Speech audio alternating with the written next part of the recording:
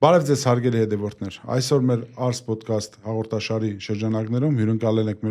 մեր մոտ բոլորիդ կողմից շատ ճանաչված եւ հարգված Քրիստիանե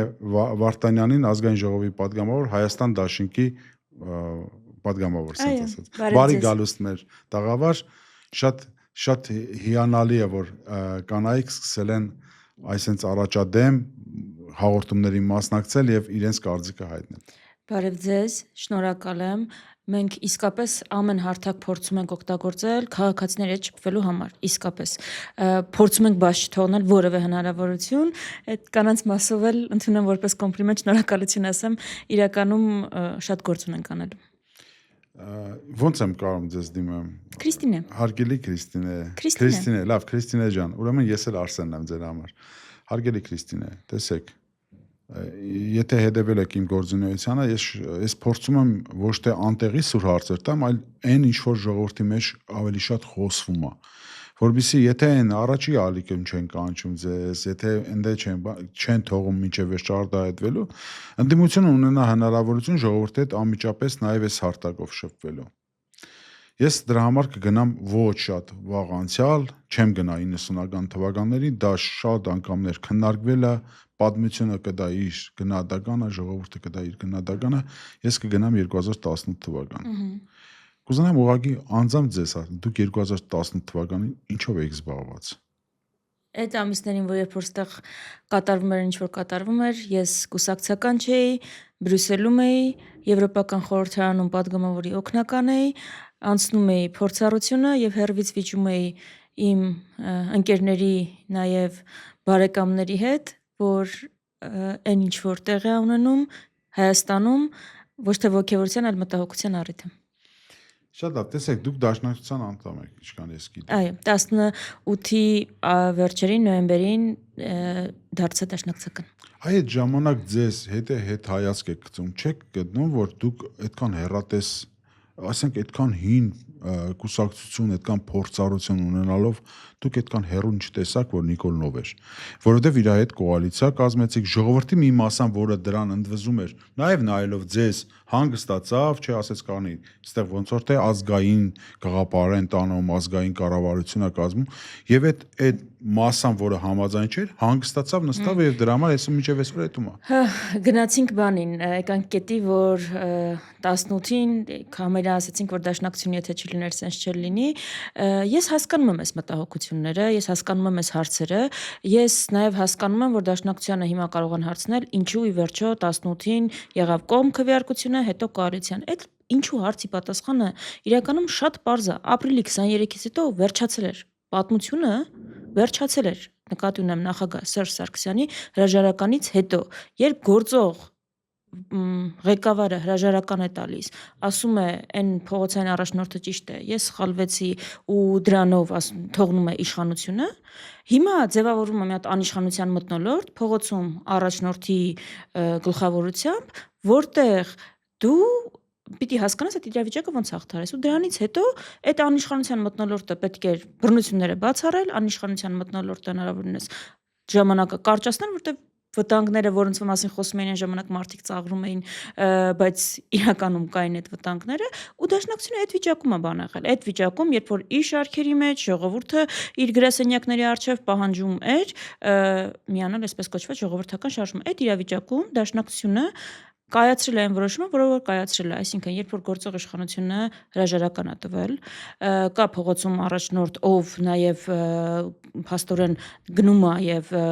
հավակնում է դառնալ երկրի ղեկավար, կողմնորոշվել է ինչ անել իր 6 ձայնով, եթե չեմ սխալվում։ Հիմա եթե հարցն էր, արդյոք ձեր փորձը չօգնեց կանխատեսել, որ ինչ արհավիրքի առջև են գալու, չէ։ Մտավախություններ կային, Նիկոլ Փաշինյանի հետ հանդիպման ընթացքում քննարկվել են այն կետերը, որոնք մեզ համար առաջնահերթություն են եղել, Արցախյան հարց, ներքին համերաշխություն, այդ օրակարգերում Փաշինյանի դիրքորոշումը, Փաշինյանը հավաստիացրել է փանքատնիպան մասին եմ խոսում, որ որևէ բանակցային գծի փոփոխություն չի լինելու, այդ կարևորագույն կետերում ուղղության փոփոխություն չի լինելու, ու եթե հարցն էր կարող եք արդյոք պատկերացնել, որ Հայաստանում գալու է ղեկավար, պարտվելու է պատերազմ, անհասկանալի է լինելու կռվելու է ինքը հաղթելու համար, թե պարտվելու համար, ու հետո մնալու է իշխանության, դուք դա չեք կանխատեսել, այո։ Եթե այդտեղ է մեղադրանքը, գուցե Մեղադրանք չի սա։ Սա մենք զրուցում ենք, տեսեք, հարցը ինչի ձեր համար հարցը է։ չէ, մարդկանց, ձեր Այո, մարդկանց հարցն է Եթե սա։ այդտեղ է մեր ժողովրդի մեղադրանքը, այդտեղ գուցե կարելի է բան անել, ընդունել, որ այո, չեն կանխատեսել։ Մենք այդպիսի պատկերացում, որ հայ մարդը կարող է այդպիսի հետագիծ ունենալ, այո, չենք ունեցել։ Եթե ունենայինք, բնականաբար, եթե այսինքն բանային լիներ, որ սա գալիս է, որ հանձնի Արցախը, մնացած կուսակցություններից։ Եթե դուք ամենուր եք, ասում եք ամենահին կուսակցությունը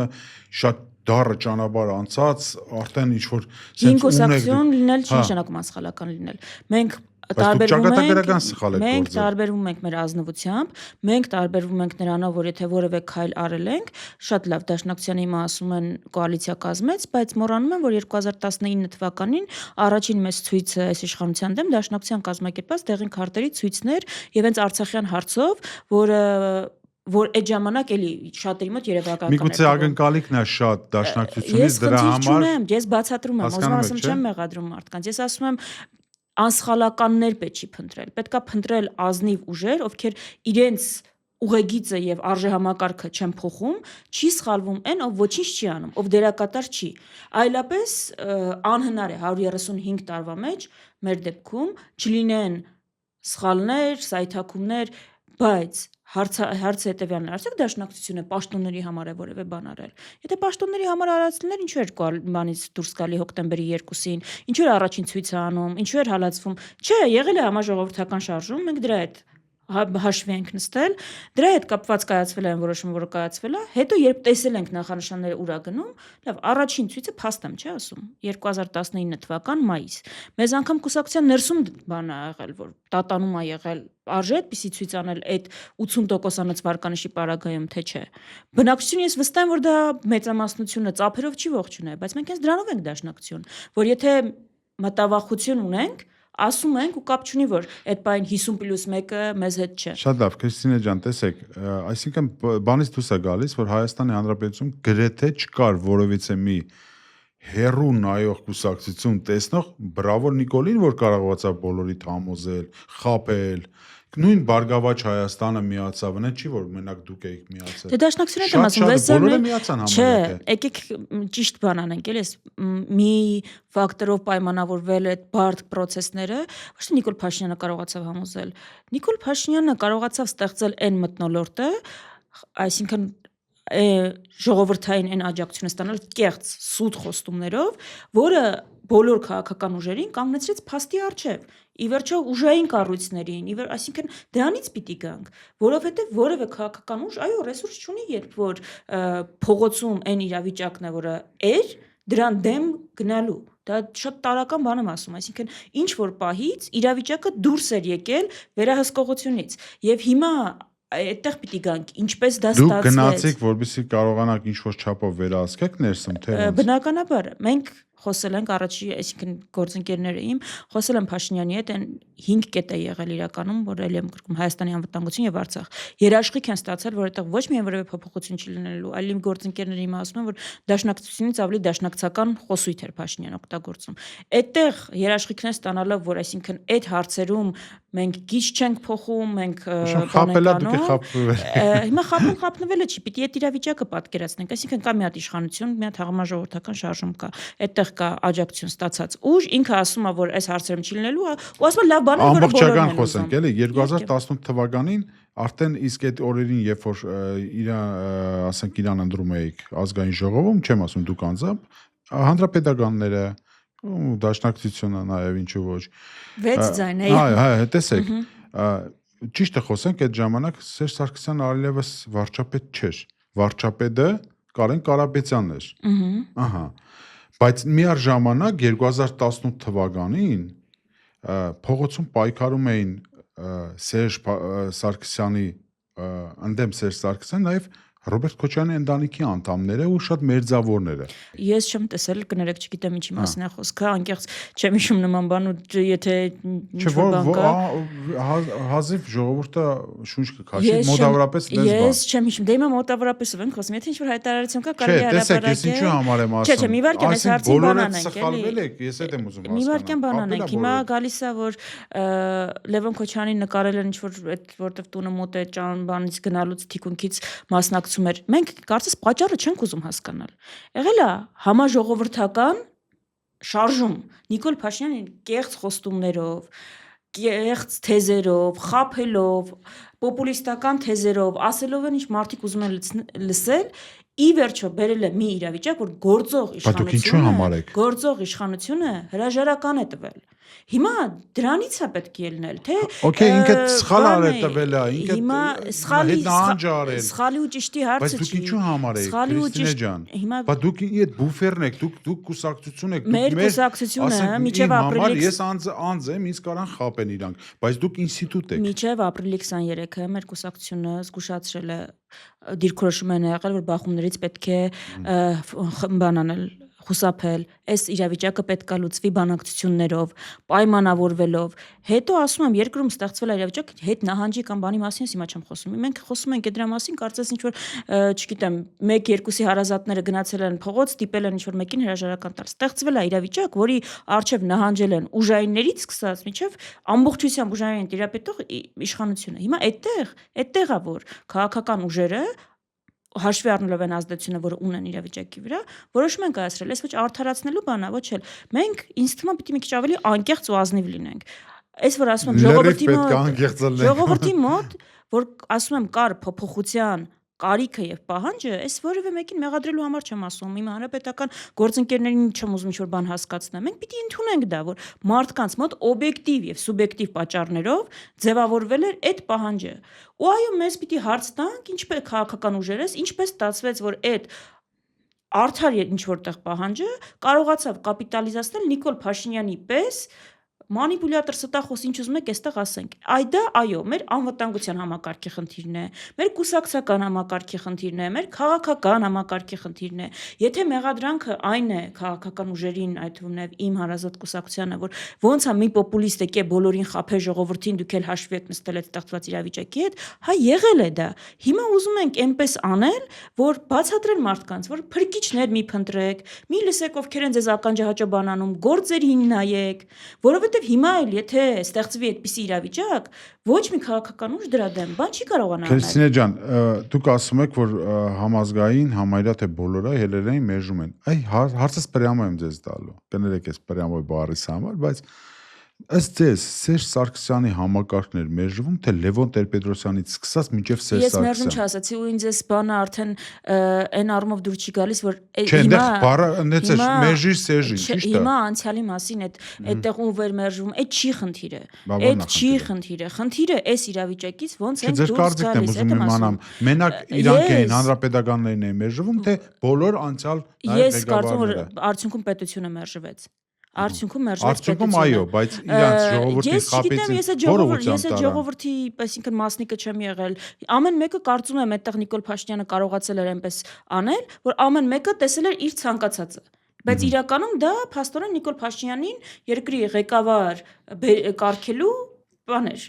արշավ էր։ Մեկը այնտեղ տեսել է, որ մերժել է երրորդ նախագահին, մեկը տեսել է երկրորդին, մեկը տեսել է առաջինին, մեկը տեսել է ամբողջին, մեկը ընդհանրապես տեսել է, որ ինքն է գալիս իշխանության ոչ մեկին չի մերժում, մեկը պատկերացրել է, որ լինելու է վեթինգ, մեկը պատկերացրել է, որ իր գործերը ավելի լավ են գնալու։ Այսինքն ճիշտ այնպես ինչպես հիմա է տեղի ունենում, ոնց ամեն կառավարության նիստին անում է տարբեր, մեկ-մեկ իրար հակասող հայտարարություններ, օրվա սկզբին կարող է հակասող հայտարարություններ, օրվա վերջին։ Այդտեղ հնչել են բոլոր շերտերին բավարարող հայտարարություններ։ Արդյունքում մերժվել է պետությունը, մերժվել է հաղթանակը։ Հիմա ինչն է այստեղ բանը։ Ես հասկանում եմ այս հարցերի, այսինքն հետաքրքրությունը կամ ուզում ենք անդադ գուցե անզորությունից, որ իրավիճակը չեն կարողանում փոխել։ Ես չունեմ 18-ին ինչ է տեղ ունեցել ամբողջականի պատասխանը։ 21 թիվ։ 18-ին նկատի ունեմ, դա այո, խորքային հարց է։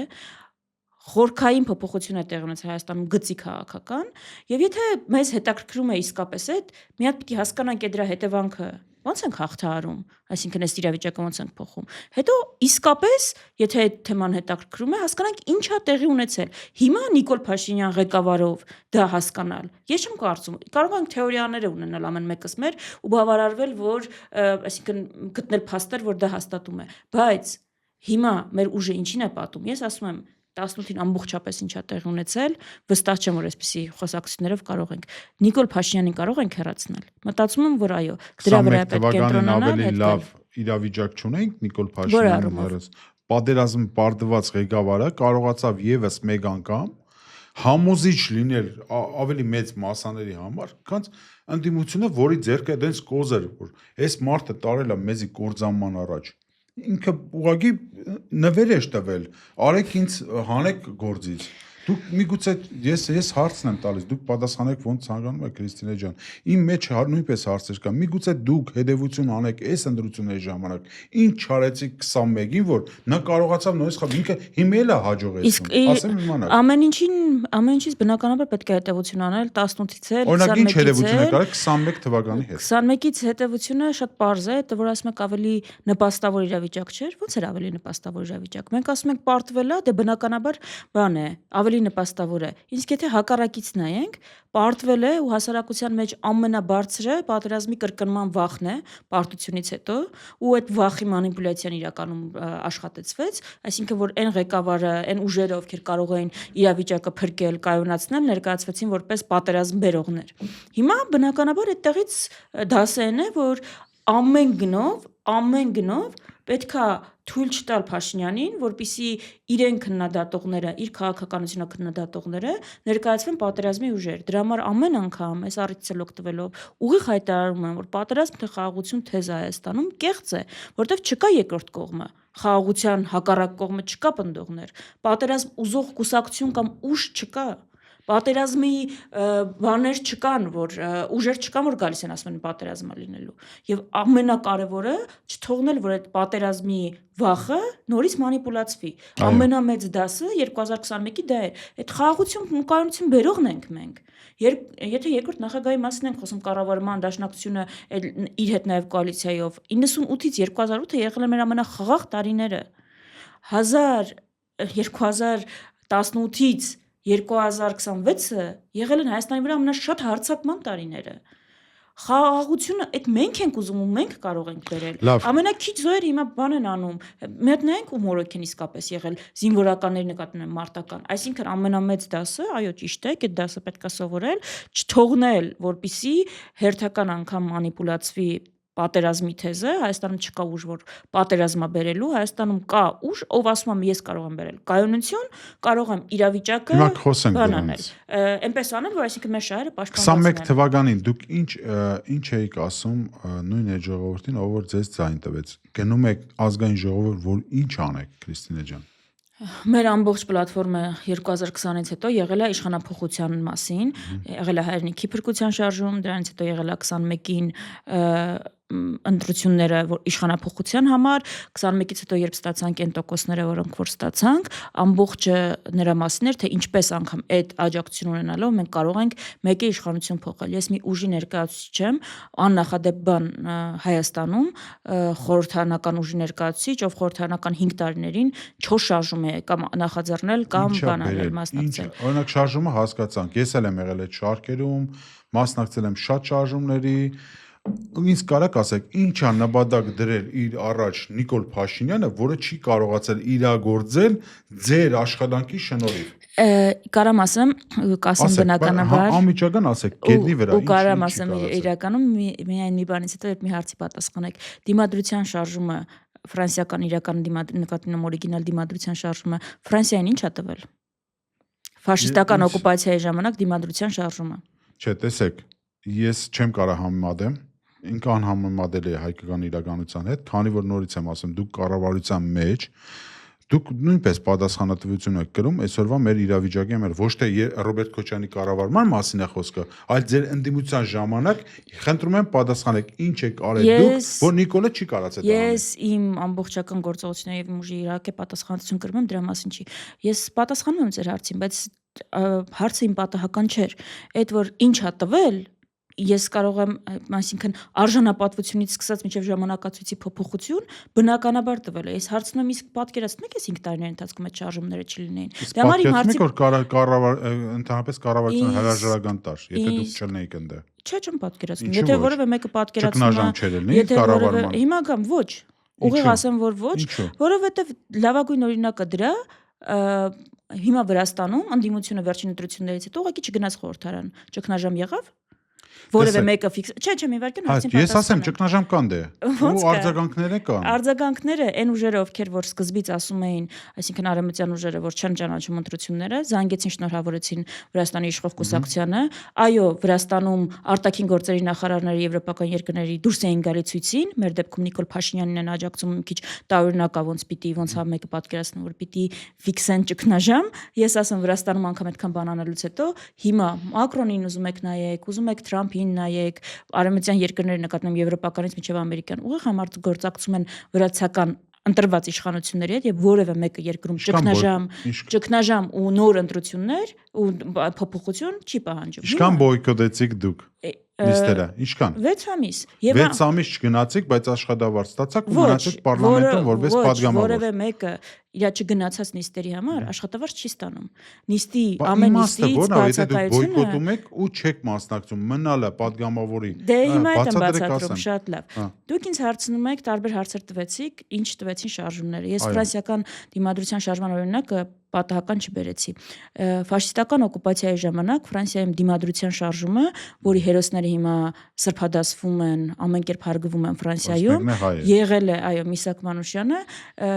գրքեր կան, ֆիլմեր կան, լեգենդներ կան, ամենափառաբանված շարժումներից մեկը։ Այդ շարժումը Ֆրանսիային ի վերջո ազատագրություն չբերեց։ Ֆրանսիան չազատագրվեց դիմադրության շարժման շնորհիվ։ Բայց այդ շարժման շնորհիվ է, որ Ֆրանսիան հիմա ասում է, ես ֆաշիստական երկիր չեմ եղել։ Ես դեմ եմ եղել ֆաշիզմին, ես չեմ ընդունել այն ինչ որ կատարվել է։ Իմ ժողովուրդը համաձայն չի եղել կատարվողի հետ, դրա համար պայքարել է ու հիմա ես այս արժեքների կրողն եմ։ Հիմա Հայաստանում մենք խոսում ենք օկուպացված վարչակարգի մասին, թուրքական օրակարգ սպասարկող իշխանությունների մասին ամենամեղմ գնահատականներ գործակալ բանը չասեմ։ Հիմա այդ դեպքում, այսինքն ամբողջական եւ թշնամական աջակցություն ունի, այն ուժերը, ովքեր երկրի այդ տարիներին կազմակերպել են դիմադրության դրսևորումը, անհամաձայնության դրսևորումը ու փորձել են կանխել այն ինչ որ նախատեսված է եւ առնվազն ժամանակացույցի առումով ես վստահ եմ որ այսինքն պատահական չի որ ամեն զիջումները եղել են այն բանից հետո երբ շարժումները բան են եղել զսպվել են մարել են ու դրանից հետո անմիջապես եղել են զիջումներ իսկ շարժումների ընթացքում դրանք տեղի չեն ունեցել որովհետեւ եղել է դիմադրության դրսևորում հիմա Այն ուժերը, ովքեր որ կոմֆորտի զոնայից դուրս են եկել, արել են ամենաանհարմար բանը, վերցրել են ամենամեծ պատասխանատվությունը, կարգվել են ամենադժվար ժամանակներում, կարգվել են մեղավորներ ու պատասխանատուներ, նրանք ովքեր այդ ընթացքում ստատուսներ են գրել, հիմնականում քննադատել են այդ ուժերին ու որևէ ձևով չեն նպաստել, դարձել են, որ այ իրենք գիտեն ամենալավը ինչ անեն։ Էս է խնդիրը։ Այո, մենք վերցրել ենք պատասխանատվություն Այո, անգամ խորհրդարանում ընտրվելուց հետո մի տարի էլ չանցած արել ենք դիմադրության շարժում, մնացած բոլոր շարժումները կամ կազմակերպել ենք, կամ աջակցել ենք, առաջինը երկրում դիմադրություն ցույց տալու, բոլոր գործիքները օգտագործելով որ իշխանափոխություն լինի, ամեն ճնշում։ Ու ամեն շարժման փոխել ենք մեր մարտավարությունը։ Սկզբից առաջ ինչ չի կարողացել անել Նիկոլ Փաշինյանը, ինքը նպատակ է ունեցել, օրինակ, Տավուշում ինչ որ հողեր տալ, որ ասում էին այն շարժման ժամանակ Դուք շարժում արեցիք, շատ մեծ շարժում էր, 50,000-ից ավել մարդ հավաքվեց, Նիկոլ Փաշինյանը տվեց, թե չտվեց այդ հողերը։ Այսինքն հիմա Ալիևի, Էրդողանի ու Փաշինյանի գործողության համար մեղավոր է շարժումը։ Չէ, տեսեք, դուք եթե շարժում անում եք, վերջնարդյունքը պետք է ինչ-որ բան տա, չէ՞։ Ինչ տվեց։ Ասում եմ, բացի արժանապատվությունից վստահ եմ, որ ժամանակագրության փոփոխություն, բայց մենք բացատրել ենք վերջնարդյունքը ոնց կարող է տարբեր լինել։ Նրա համար չէ, որ ուղղակի ես ուզում եմ իշխանափոխություն լինի։ Դա նրա համար է, որ եթե պետականության վերաբերյալ հարցերի գծով փոփոխություն ենք ուզում, գերիների հարցից մինչև նոր տարածքներ չանցնենք, իշխանափոխություն է պետք։ Հիմա ես կարող եմ հայտարարել, այսինքն շարժում սկսել, որ սահմանադրությունը չփոխվի։ Վերջում Փաշինյանը եթե մնա իշխանության սահմանադրությունը փոխի, ասեք ինչ արեցիր։ Միակ տարբերակ որ Հայաստանում սահմանադրություն չփոխվի, նոր տարածքներ չզիջեն, նախկինում էլ չզիջեին, իշխանափոխությունն է։ Այո, մեզ կարելի է մեղադրել կամ հարցեր ուղղել, ոնց չկարողացաք հասնել այդ իշխանափոխության անհրաժեշտ մոբիլիզացիայի։ Ձեր օրակարգը ինչու չստացվեց, ես դες կարամ հարցս դες բանանամ։ որովհետև այդտեղ էլ շատ անկեղծ պիտի լինենք, այո, եթե հարցը այն է, որ այս ընդդիմությունը, որը ինստիտուցիոնալ է, տարիներ շարունակ իշխանության է եղել, կանգնել է մի խնդրի առջև, որ փողոցով իշխանության փոխել այն իշխանությանը, որը ունի Թշնամական արտաքին ուղիղ աջակցություն 2021 թվականին Թուրքիայի գլխավոր շտաբը ասել է, որ Հայաստանում իշխանափոխություն թույլ չի տա։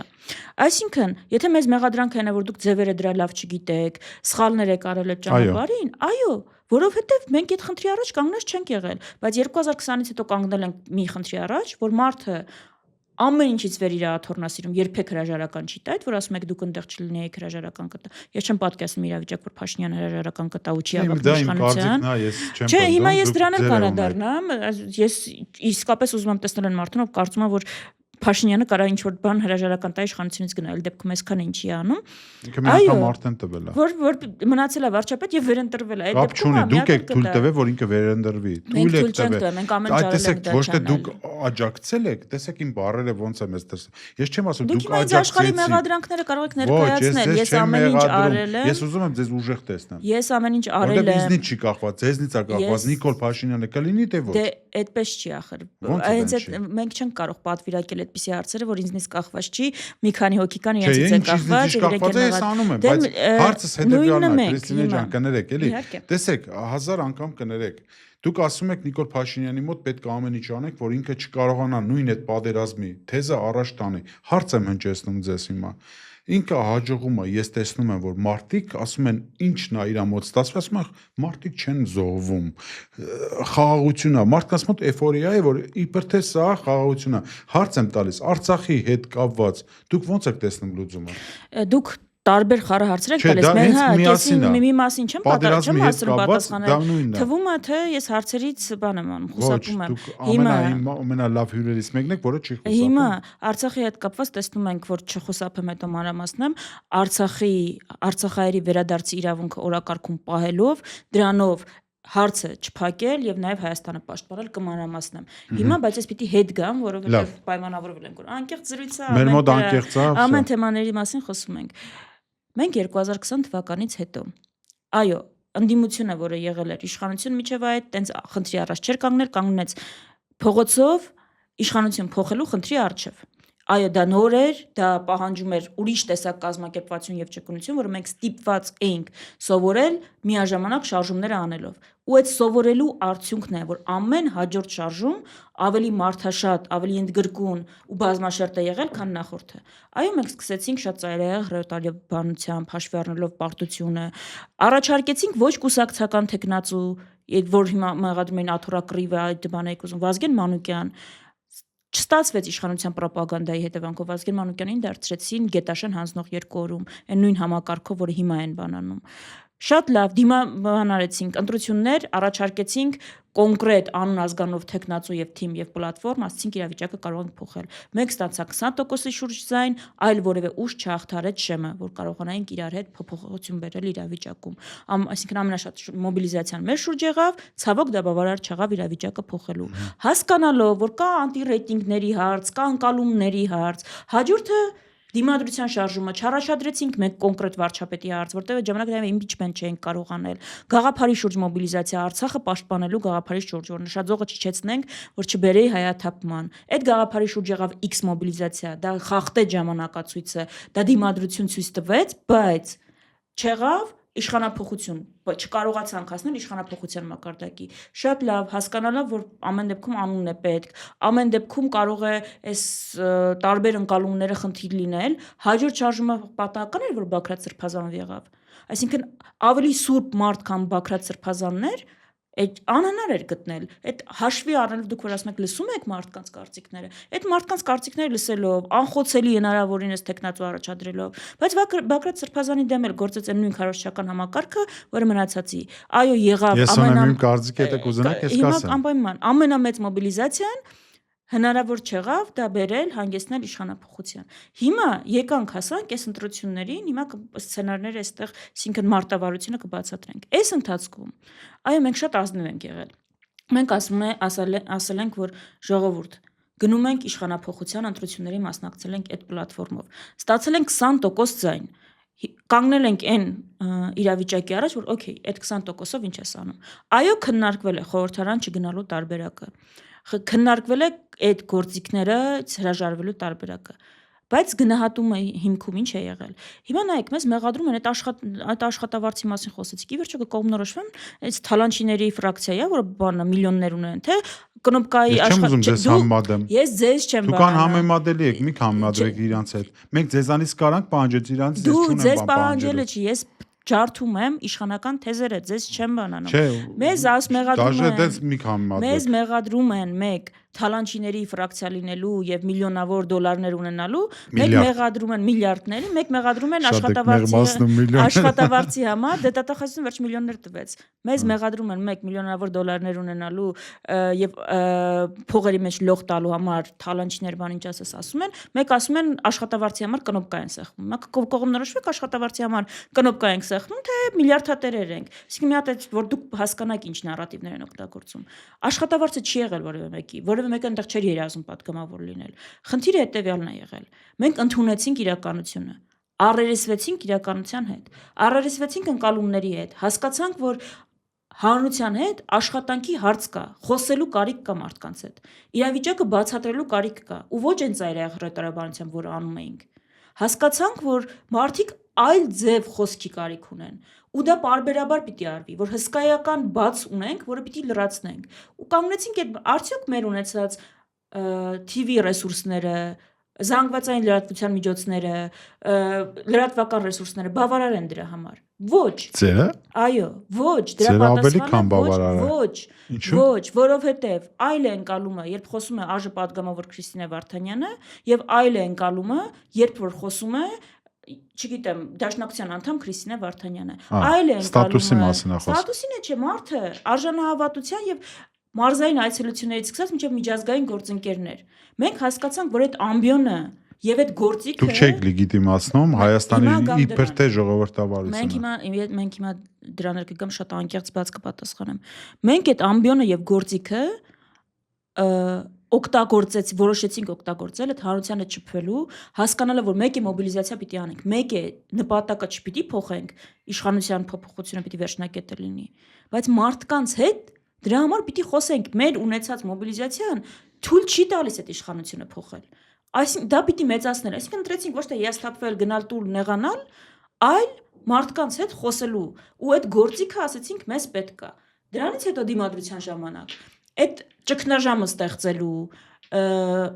համար, այդ արտահայտելու համար մենք այո բոյկոտեցինք, ասեցինք, որ չենք գնում, չենք մասնակցում, որպեսզի ցույց տանք, որ ճգնաժամը։ Գիտեք ինչ տեղի ունեցավ։ Էլի շատ անկեղծ, երևի գուցե առաջի անգամ եմ ասում, բայց այս վստահությունն է, որ պիտի խոսենք սրա մասին։ Գիտեք ինչ տեղի ունեցավ այդ մեր 6 ամիս, 7 ամիս չգնալու եւ այո, աշխատավարձ չստանալու դրա համար։ Մենք այդ ժամանակ կամ ստանում ենք, այսինքն մնացորդը, չգիտեմ, 100,000, 50,000 նիստերը ինչքան բացակայում է, աշխատավարձը դուրս է գալի։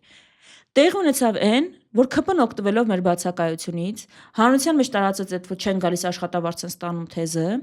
մարդիկ մեզ հարցեր սկսեցին տալ, ինչու դուք այնտեղ եք մեր հարցերը չեք բարձրաձայնում, ես ունեմ ցորենից մինչև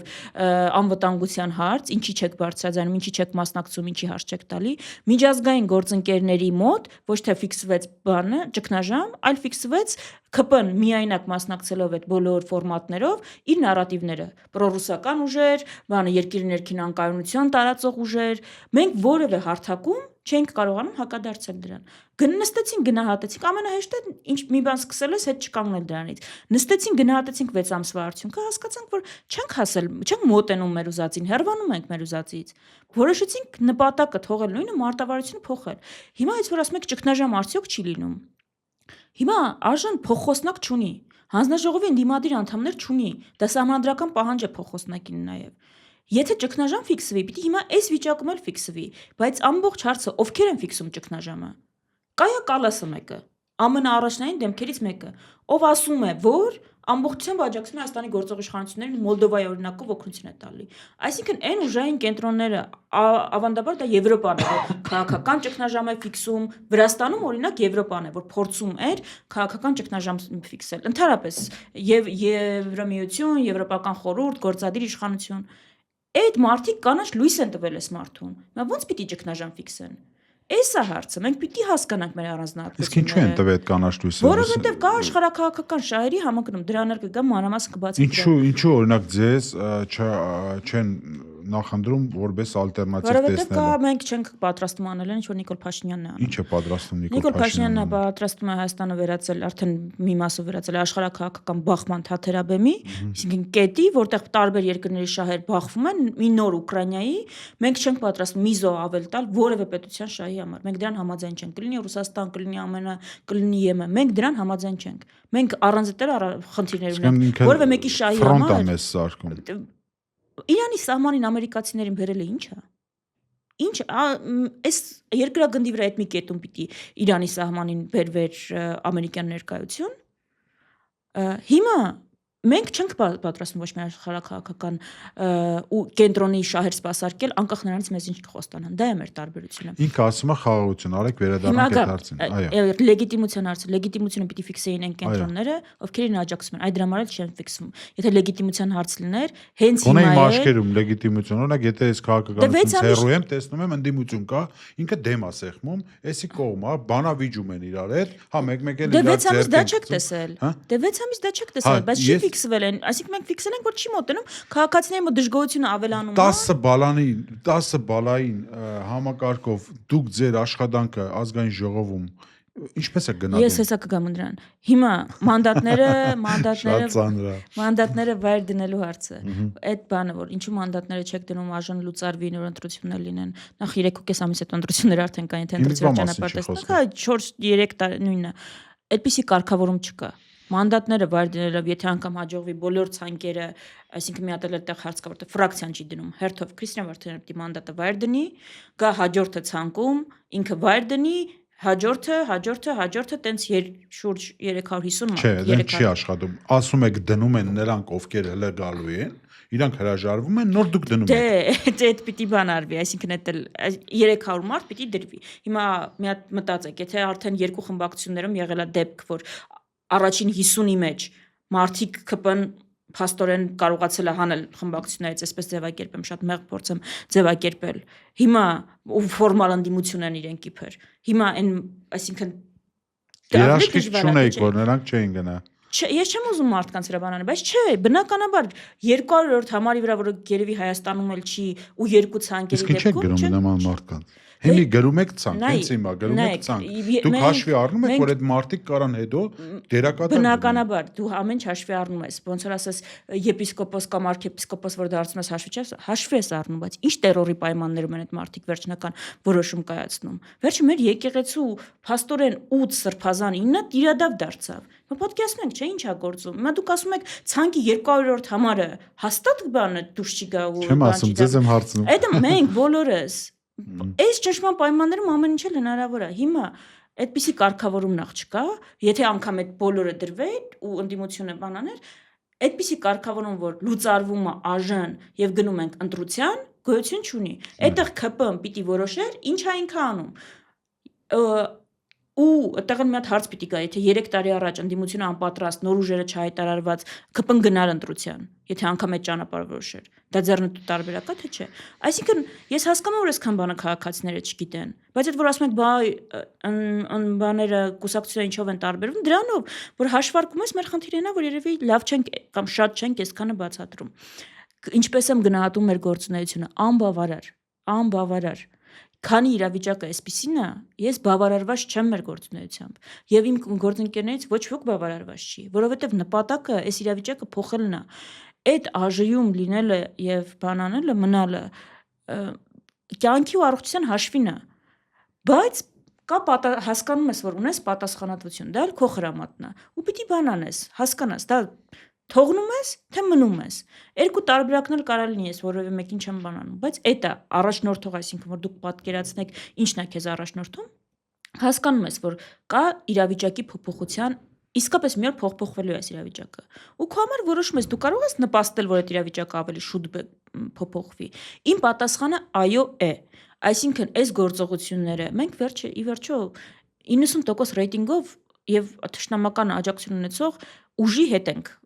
Հիմա չունենք 90%, հիմա դաժե 20 է չունենք։ Դա աշխատանքի արդյունք է, թե չէ, ես չեմ ասում իմ, մեր, բոլորի։ Հա, բայց ես ուզում եմ ինքը 0 լինի նախ առաջինը։ Բայց ես ինչ կանեմ ուզում, իհարկե։ Այդ պատերազմի բանով մի հատ պատասխան եք էլի։ Օրինակ տեսեք, ինքը ասում է ռևանշիստներ են գալիս, պատերազմ կբերեն ու դա իր մոտ աշխատում է, ասեմ ինչու, որովհետև դուք չեք ասում հագապաստարկը, թե ինչու իրականում ընդդիմությունն է խաղաղություն բերողը, այլ ոչ թե պատերազմ։ Դե շատ ենք ասում, հիմա կարող ասեք, ասում գալիս է Արցախի հարցը բարձրացնում ես նորից, հանրությունը աշխարհի չի պրեզիդենտ գալիս, արդեն ինձ պրեմիաներ են տալիս, որ ես կանեցրել եմ, երեխաները հեսա չեն զոհվում, իրանք դա մատնանշում։ Ոչ ոք չի գալու, ասի Արցախը հետ եմ բերում, Ստեփանակերտը հետ եմ բերում, հակառակը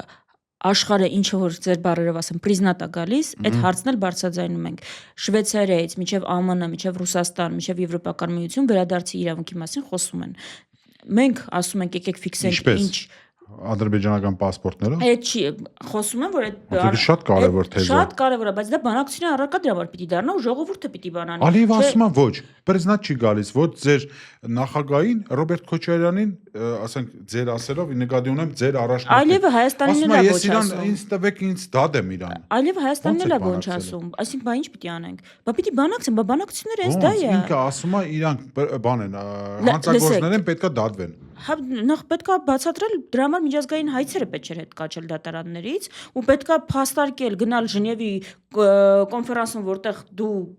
բան ունես խոսելու իրավունք ունես բացատրես որ հանցագործներ չեն ոնց որ 30 տարի է բացատրել ենք որ դա հանցագործության բռնի ահաբեկչության հետ կապ չունի դա ժողովրդի ինքնորոշման իրավունքի հետ կապ ունի Կոսովոյի օրինակով ենք բացատրել հիմա ամբողջ ռուս-ուկրաինական պատերազմը դրա հիմքով է վարվում ընդհանրապես այսինքն շատ ավելի մեծ շանսեր ունես դու դա բացատրելու բայց ես ավելի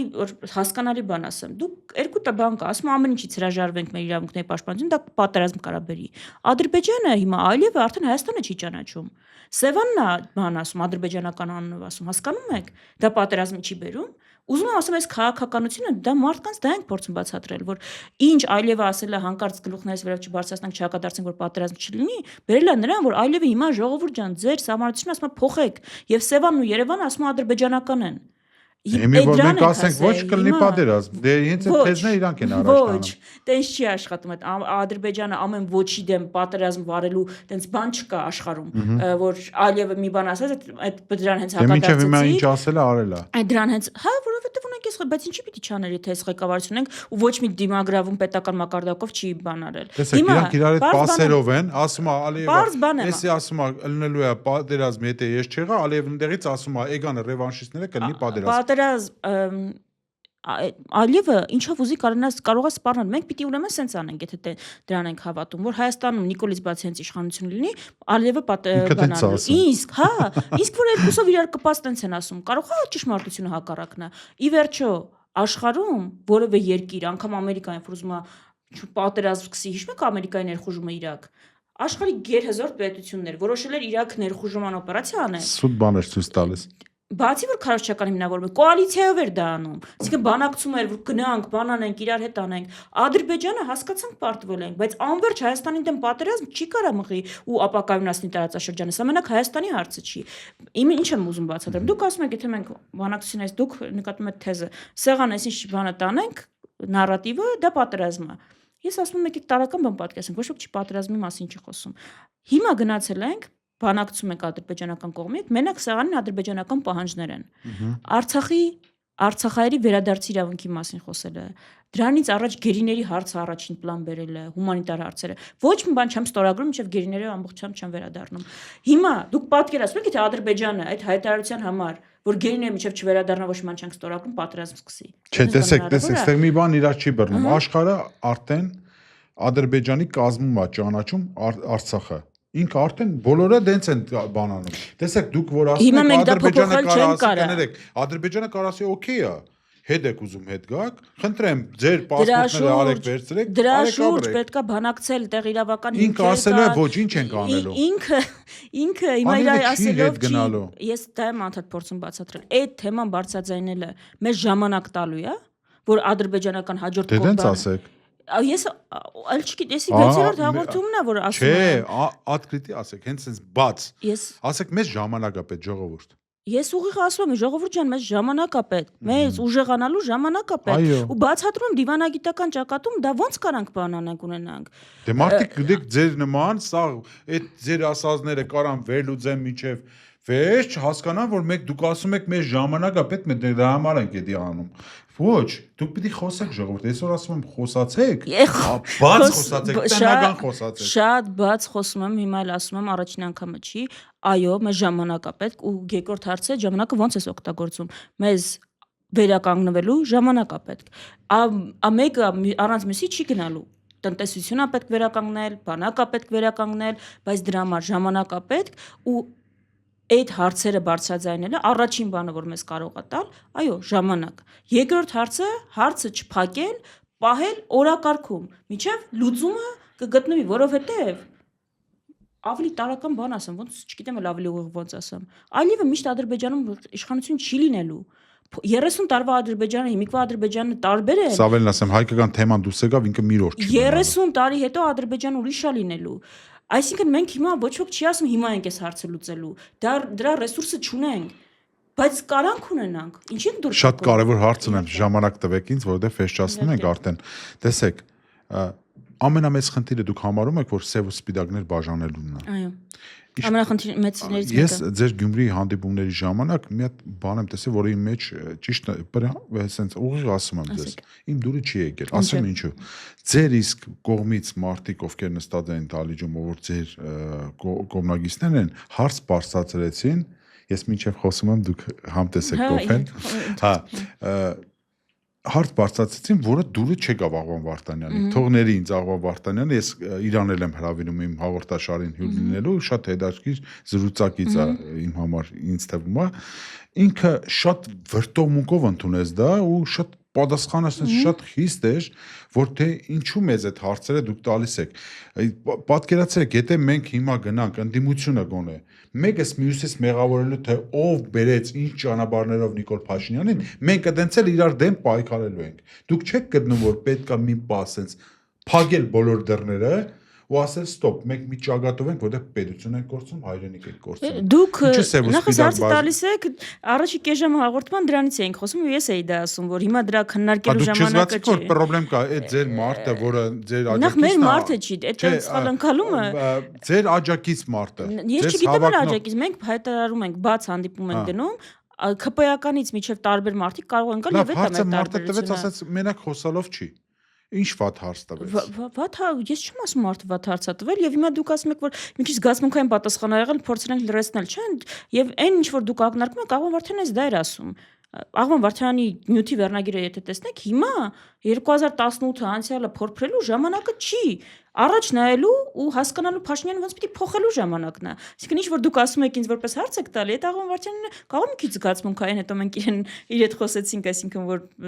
զգացմունքային կարող է մի քիչ ուրիշ է, որ այս մարդիկ եթե գալիս են սև ու սպիտակը չի վերանում։ Բայց ինչպես սև ու սպիտակի մասին խոսքը։ Տեսեք, դուք ոնց եք անելու, որ մեր հանրությունը համախմբվի մի գաղափարի շուրջ, օրինակ ԿՊ-ականները, իրանք չեն դառնա մի օրից սենց դաշնակցական կամ ինչ որ մի բան, մտածելակերպով։ Այսինքն իրանք չեն ասի, հա, դե թուրքը վատն էր։ Մարդիկ կա ողջունում են թուրքերի գալը։ Դուք ոնց եք անելու, որ այդ մարդկանց չենք դատելու, այդ մարդկանց չենք հալածելու, կապ չունի աշխատելու, որ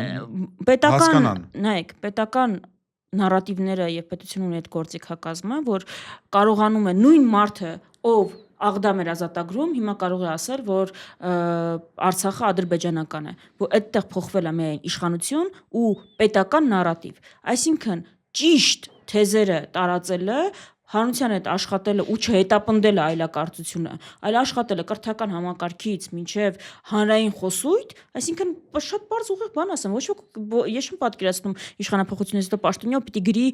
բանը գնա քերակնոջը դոմփի, չգիտեմ, ինչ բան պիտի չասի։ Թքի քաղաքացու։ Դե թքի քաղաք, դե ասում եք ոնց այլընտրանքի ամենաառաջին կետը չանել այն ինչ որ արվում է։ Այսինքն տենց բառապաշար ոչիլ չգրի մարդը։ Որովհետեւ մենակ ձեր վրա չլինի, Հիմա բայց չէ, ես այստեղ անկյունակարային բան կա։ Մեկնաբանեք նաև օրինակ մեկ այլ ուժի կողմից Գյումրիում արած հայտարարությունը, որը ես ապացուցեցի, որ դա ուղղակի հայտարարություն սայտակում չէր, որտեղ մի քանի հոգի ասեցին այդ։ Ես չեմ լսել, դա կարծում եմ կեղծ օրակարգ ընդհանրապես։ Էլի նույն էս բանի պես մենք քննարկում ենք այն, ինչ որ իշխանությունը ուզում է քննարկի հաճախ։ Ես որևէ իմ ընդդիմադիր ուժի հայտարարություն հիմա չեմ մեկնաբանելու, հատկապես վատ լույսի ներքո։ Կա մի նպատակ, այս իշխանության փոփոխությունն է։ Այդ իշխանության փոփոխությունը հնարավոր է։ Այդ հանրությունը պիտի որոշի։ Ես առաջարկել եմ իմ տարբերակը։ Տարբեր ուժեր առաջարկելու են իրենց տարբերակը։ Փոփոխությունը լինելու է նրանով, ում ամենաշատ աջակցությունը կտա հանրությունը։ Դա հանրությունն է որոշում։ Այդ նշանակովի առաջնորդներ բան չեն լինելու։ Եվ դրա համար հիմա այս վայնասունը որ բացացվել է Գյումրի երկրորդ սցենար են անում, լավ ենք անում։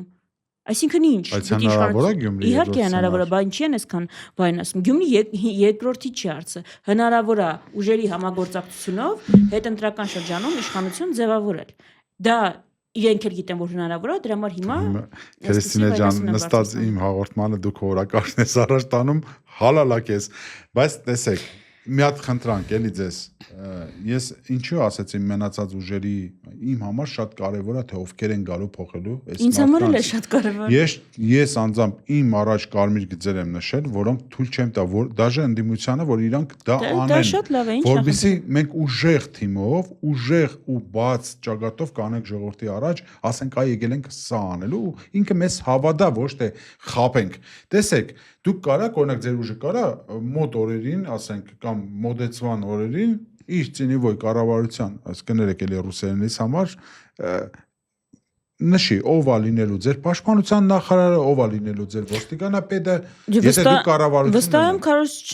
քարոզարշավի ընթացքում անդրադարձ լինելու է եւ այն թիմը, որ ներկայացնում է ցանկը, հենց այդ պատկերն է հիմնականում եւ եթե պահանջեն է, որ անկյունակարային պաշտոնյաների անունները պետք է հայտարարել,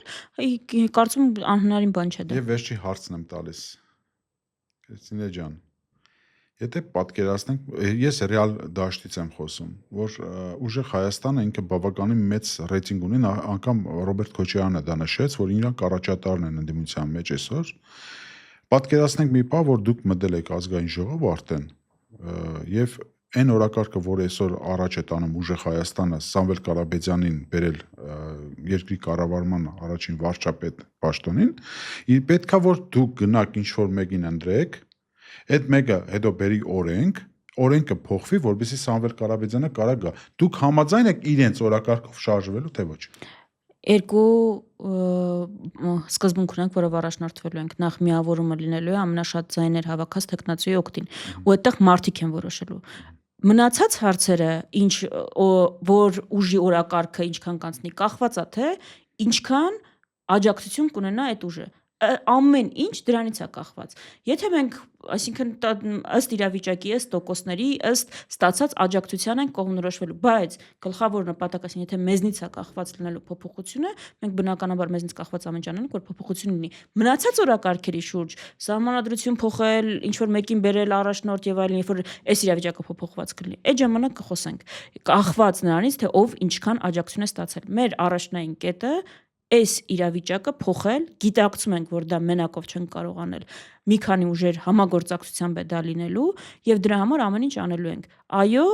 համախմբում առաջնային պիտի լինի շատ տրամաբանական է այն ուժի շուրջ կամ առաջին տարբերակը դա պիտի քննարկվի, որ ավելի շատ աջակցություն է ստացել։ Շատ պարզ է այդ մեխանիզմը, շատ բան է, տրամաբանական է։ Ինչ կլինի դրանից հետո, կախված է իրավիճակից եւ ուժերի հարաբերակցությունից։ Շատ գրագետ պատասխան, շնորհակալություն մեզ մոտ հյուրընկալվելու համար եւ այսօրվանից ես իմ մոտ փոքր անակնկալ եմ պատրաստել իմ հյուրերի համար, թող նրանք ովքեր որ արդեն իսկ եղել են հյուր, ունենց որ նորից համեցեք, որովհետեւ ձեզ էլ նույնպես լինի, ես քանի որ շատ կողմնակից եմ հայկականությանը, որովհետեւ նա տարածվի, իմ շատ լավ բարեկամներից մեկը ինձ տվել է, որ ես ամեն հյուրին այս հենց հայկական տարազով